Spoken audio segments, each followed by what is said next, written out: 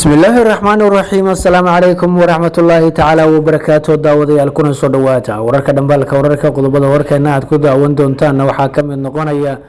madaxweyne xasan sheekh maxamuud oo durbaba ku guul dareystay faragelin degdeg ah oo ku sameeyay mooshinka baarlamaanka horyaalla ee ku aadan xilka qaadista gudoomiyaha Sheekh Aadan Madoobe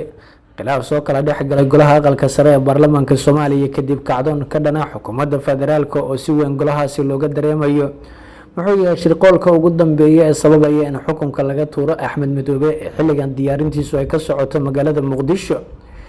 labada baarlamaan ee dowladaha Soomaaliya iyo sidoo kale Turkiga sidee ayay saaxiibo ku noqon karaan halkan ayaan idinkugu haynaa waraaqda ka soo baxday gudoomiyaha Sheekh Aadan Madoobe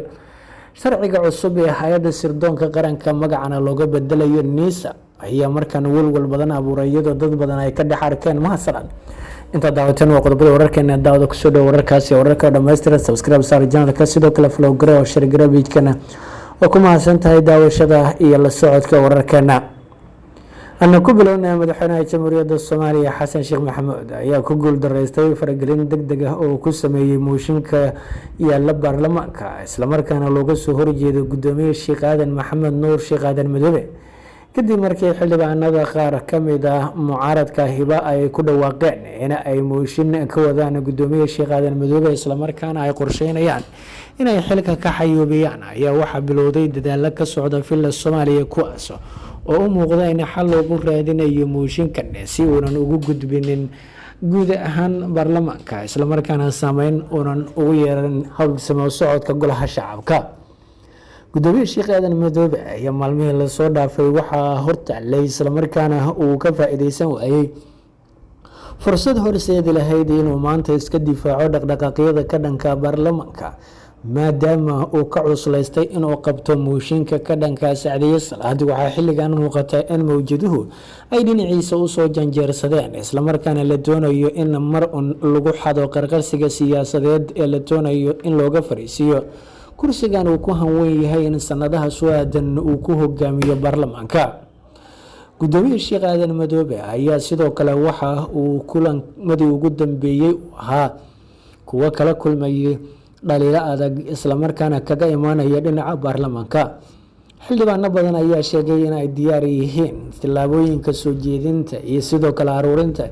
eedeymaha ay ku soo ogayaan gudoomiyaha Sheekh Aadan Madoobe si uu xilka u waayo isla markaana meesha looga saaro xukunkiisa madaxweyne xasan sheekh maxamuud ayaa la xaqiijiyay inuu si degdeg ah ula hadlay xildhibaano ka tirsan baarlamaanka Soomaaliya kuwaas oo kamid ah kuwa dhaqdhaqaaqa wada isagoo u sharaxay xaaladda dalku ku jiro marxaladda dagaal ee Soomaaliya ay ku jirto habka ay tahay in loo wajaho siyaasadda dowladda ee sanadaha soo aadan iyo sidoo kale in loo baahan yahay in la sameeyo turisho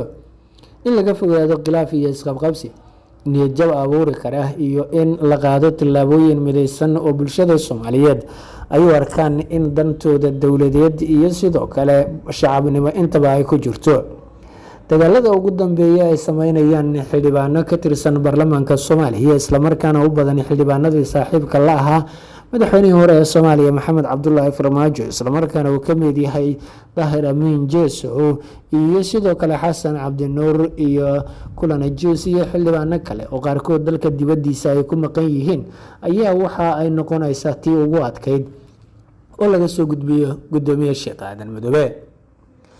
dhinaca kalena khilaaf xooggan ayaa soo kala dhexgalay golaha aqalka sare ee baarlamaanka Soomaaliya kadib markii goluhu uu ku guul dareystay inuu jiheeyo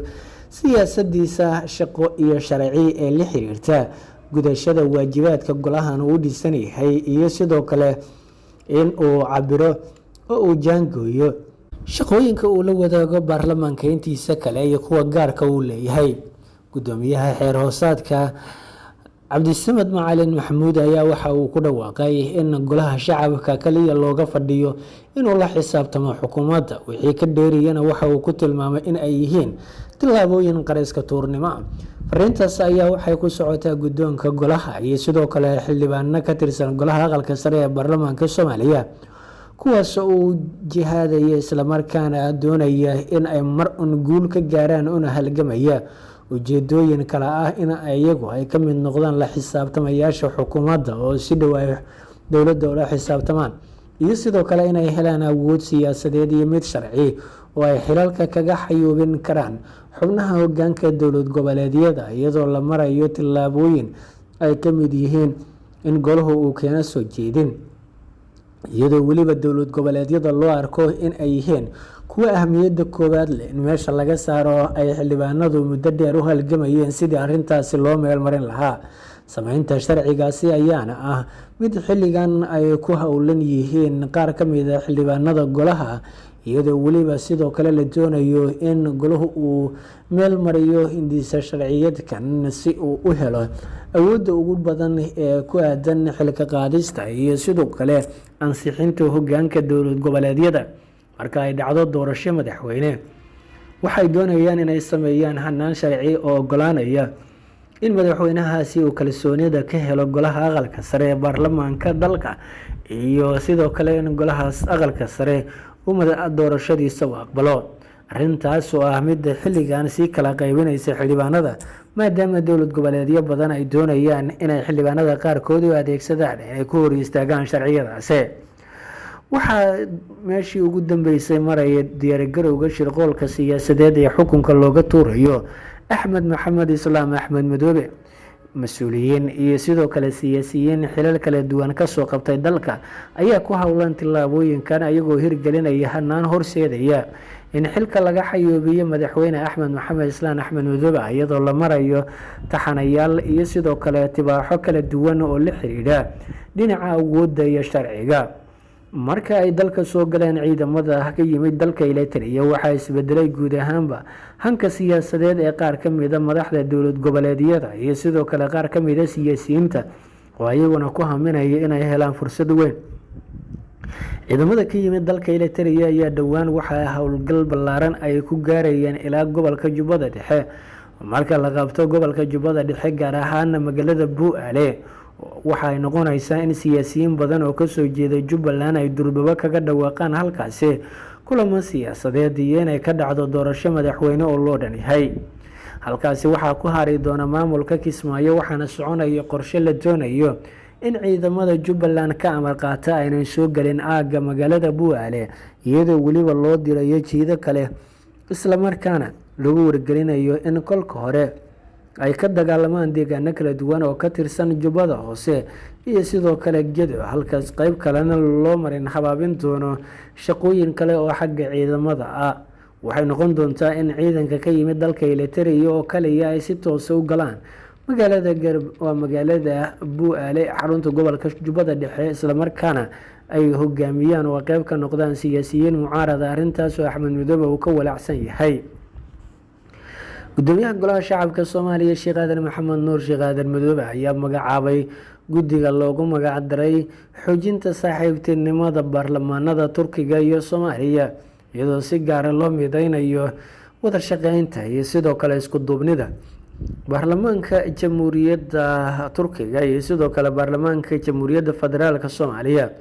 gudoomiye Sheekh Aadan Maxamed Nuur Sheekh Aadan Madoobe ayaa wareegto ka soo baxday xafiiskiisa waxaa lagu magacaabay guddiga ka shaqeynaya arrintaasi, kuwaas oo diiradda saaraya marka hore inay daraasooyin kala duwan ay ku sameeyaan tillaabooyinka ay qaadayaan ee ku aadan inay ka dhabeeyaan oo ay xoogga saaraan sidii loo horumarin lahaa arrimaha kala duwan ee shaqooyinka horyaalla baarlamaanka. gudoomiye Sheekh Aadan Madoobe ayaa waxa uu ku wargeliyay in la dedejiyo islamarkaana diiradda la saaro sidii loo xoojin lahaa wada shaqeynta baarlamaanka Ankara iyo Muqdisho, iyadoo weliba si gaara diiradda loo saarayo iskaashiga dhinacyada waayo-aragnimada, aqoonta sharciga iyo sidoo kale horumarka dowliga ee uu ku tillaabsaday baarlamaanka dalka Turkiga, iyadoo sidoo kale Soomaaliya ay doonayso inay dabeecadaha baarlamaanka qaarkood ay la wareegto. mar haddii labada dowladood cilaaqaad wanaagsan uu ka dhexeeyo, dhaqankana meelo badan ay iskaga dhow yihiin, ayay doonaysaa dowladda federaalku inay meelo badan ay kaga dayato wadanka Turkiga oo ka mid a dalalka ugu fog marka la fiiriyo boqortooyooyinka Islaamka taariikhda dheer, isla markaana sidoo kale qayb ka qaatay xadaaradda dunida xilligani ka jirta,